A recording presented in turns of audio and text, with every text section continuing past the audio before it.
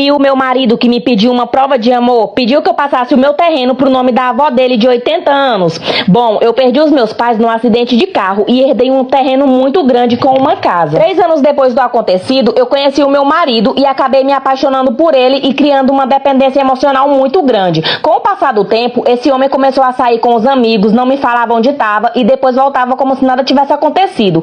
Quando eu levei ele para conhecer o meu terreno, ele ficou encantado, se mostrou bastante interessado no meu terreno e perguntou por que eu não vendi uma boa parte do terreno e usava o dinheiro para abrir um negócio, porque o dinheiro não ficaria parado. E eu falei que não, que jamais iria vender o terreno dos meus pais, porque era a recordação que eu tinha deles. Ele deu risada da minha cara e falou que isso era bobagem. Depois que ele foi lá em casa, ele passou a insistir muito para que eu convidasse o pai dele para conhecer minha casa. O comportamento desse homem já havia mudado. Agora ele era um homem romântico, vivia me dando flores, presentes, toda hora me ligava e eu ali completamente apaixonada por ele. Convidei os pais dele para almoçar na minha casa e o pai dele ficou bastante interessado. Perguntou até se eu tinha a intenção de vender aquele terreno e eu falei que não. Gente, agora quem se mostrou ainda mais interessada no meu terreno foi a avó dele, mais do que o meu namorado e o pai dele. Todo o tempo ela falava o quanto ela seria feliz com o terreno daquele, que era o sonho dela ter um terreno como o meu. Com o tempo, todas as reuniões em família do meu namorado eram feitas na minha casa e eu me sentia parte daquela família. Eu achei que estava sendo bem recebida por todos ali.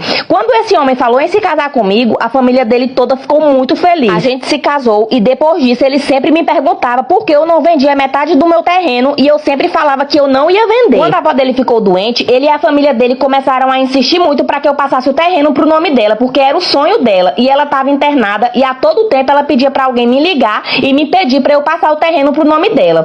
E eu fui visitar ela e ela até chorava, gente, pedindo para eu passar o bendito terreno pro nome dela, porque era o sonho dela ter um terreno igual ao meu. Na época, como eu tava grávida de 4 meses, a família toda se aproveitava que eu tava num momento bem sensível e ficava me ligando, falando que eu era má, que eu devia passar o terreno pro nome dela, já que era o último desejo dela em vida, que não custava nada, que depois eles passariam pro meu nome novamente. Gente, e o meu terreno, ele ficava bem no centro da cidade e valia muito dinheiro, mas eu nunca quis vender. E a avó dele teve uma piora e o meu marido falou que se eu não passasse o terreno pro nome dela, que ele iria me largar com o meu filho. Eu, muito dependente emocional, fiquei desesperada com medo dele me largar, mas mesmo assim eu não fui tão burra. Eu procurei um advogado e ele me aconselhou a fazer um documento pra avó dele, onde desse direito dela só morar na casa, onde ela não poderia vender nem mexer em nada na casa. E assim eu fiz. Eu não contei isso pra ninguém e só pedi os documentos dela dizendo que era pra passar o terreno pro nome dela.